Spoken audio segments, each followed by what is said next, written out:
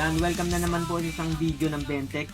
May nagtatanong pa rin paano mag-scan kasi yung tinuro ko dati sa Photoshop ako nag-scan, no. Ginamit ko yung yung export, no.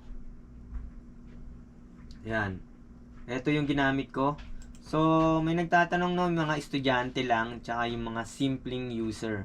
So, dapat naka-install lahat yung driver, no, yung full driver, yung driver ng printer at driver ng scanner.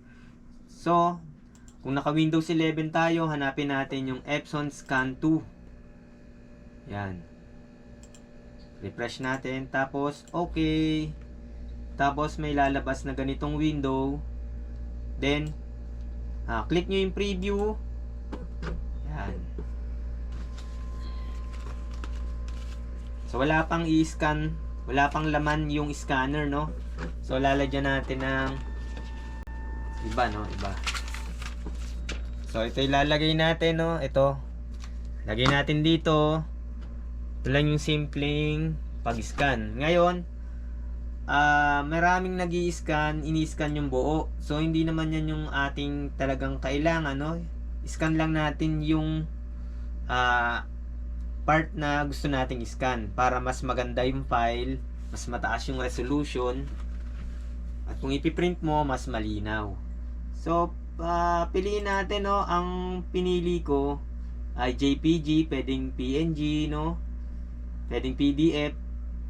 Yan. Pero ako pipiliin ko yung JPEG, tapos yung file name hindi na babago.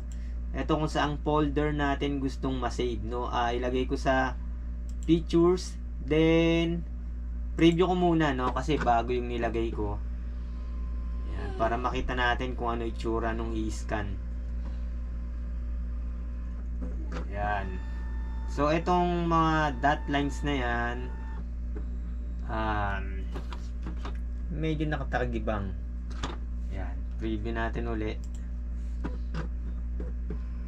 Pero pwedeng i-edit yan sa Photoshop para mag-straight, no? Pero mas maganda kung naka-straight na mismo talaga i-scan mo. Yan. Kasi pag hanggang dito, i-scan niya rin yung blank na space, no? Mas lalaki pa yung file. Yan. I-drag lang yan, drag lang. Yan, drag lang yung mga dot line na yan. Yan. So, hanggang yan lang yung i-scan niya. Then, tingnan to, yung resolution pwede yung palitan, no? Pagka habang lumiliit yan, nangyari 75 for uploading lang, mas maliit yung file size. Pero kung for editing, no, ipiprint mo, mas maganda kung mga 300 resolution. Then, pindutin nyo na scan. Yan.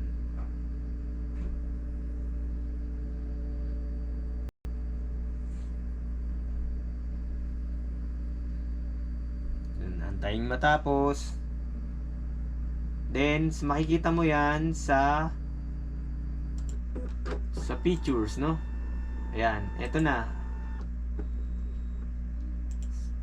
So, yun lang, ganun lang kadali mag-scan. Yan, 300 resolution, mas malinaw. Yan, no? Hanggang sa muli, huwag natin kakalimutan mag-subscribe.